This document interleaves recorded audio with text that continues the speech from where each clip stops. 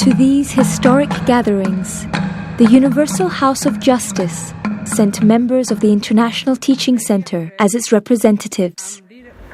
Beloved friends, Alawapa, it is my great joy and privilege to be part of this happy gathering of eager and consecrated servants of Baha'u'llah, and to be a witness of the series of magnificent conferences which are setting ablaze the whole world. We are becoming more and more a world-embracing community with a clear mission, objectives, strategies, methods, and instruments to advance the spiritual and material civilization in the light of Baha'u'llah's revelation. We are living a growing community, embracing people of all backgrounds, of all walks of life, in which everyone finds their place, everyone finds the space for service. We are becoming more and more a community in the learning mode, constantly acting systematically, reflecting, consulting, and trying to walk the path of service with a humble posture of learning in the process of building a new civilization. These conferences provide for us a unique opportunity to reflect on our learning and to re-clarify for ourselves some of the key concepts that constitute the bedrock of the current stage in the divine plan. Each of the conferences provided the participants with a unique forum to share their experiences of what they have learned so far. Numerous accounts were shared about the transforming power of the community building processes in which the worldwide Baha'i community is engaged.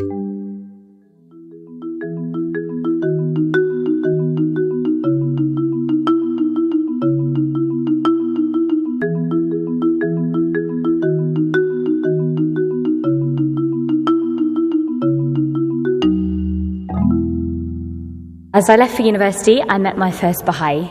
This friend, in fact, began a Book One study circle in the very house that we shared with a few friends and invited me to join, but I said no.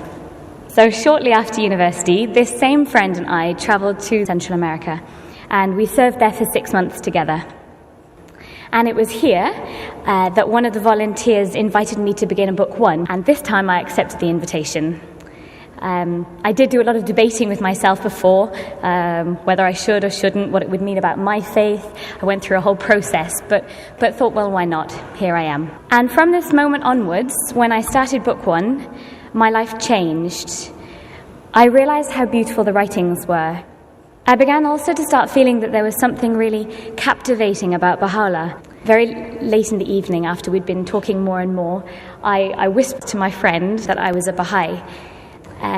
And it was the happiest and also the scariest moment of my life. So soon after I returned home, I began the second book in the sequence, and then was offered the opportunity to do Book 5. And I was so excited, as I really wanted to put into practice my experience with young people. So last summer we had our first junior youth outreach project, and then promptly began a junior youth group. I co-animated this group, and just last month we finished Breezes of Confirmation.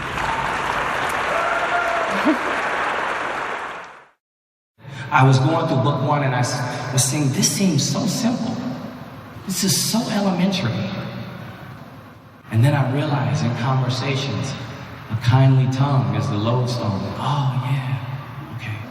The betterment of the world through pure and goodly deeds. Wow, you see how it fits in everything. I was very curious about spirituality and didn't know much about it. Book One was the first step to me exploring spirituality. I learned how to pray. This was very hard for me because I didn't understand this habit, and I had never prayed before. I learned that prayer is just like talking to someone you love. And if you love someone, then there's nothing that can stop you from talking to that person.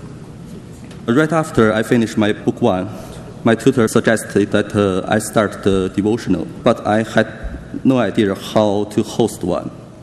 They suggested that they could accompany me to invite both friends and the people we didn't know yet. So I hosted my first devotional. Right now, devotional gathering has become a regular activity in my neighborhood. Planting me go through lo desla but act of service and through lo lab lo me lo bahaula and by act of service lo me ba more fruitful. Long me at me understand mo sem tami participate lo rui na me la conducting more study cycle because importance na significance long desla rui study cycle alone me inspire me through. Мы всего лишь за неделю 100 человек мы им представили, что такое институт Рухи. И когда мы делали презентацию, представляли им, какая цель института, и как каждая из книг последовательности развивает и может развить их способности, и как они потом могут делать вклад в построение новой цивилизации. И очень многие люди откликнулись. Где-то примерно половина из них сказали, что они хотят участвовать. When we just started book 2, they also realized something, that when you just arise to share the message with a friend, the divine confirmations are surrounding you always. There are some new believers come in, but we really have a hard time to really consolidate them, but we still didn't understand the importance of the home visit. We kind of had an assumption that our Koreans usually feel like they feel really burdened to open up their houses, to invite people to come. So home visit is not a good strategy for Korean community. So two resource people in the cluster mobilized 15 friends of the community. We organized the home visit and we just put it into action right away. The result was really, really positive. Our fear for home visit was preconception, and those people who were visited they were feeling so cared for, and they felt loved by us.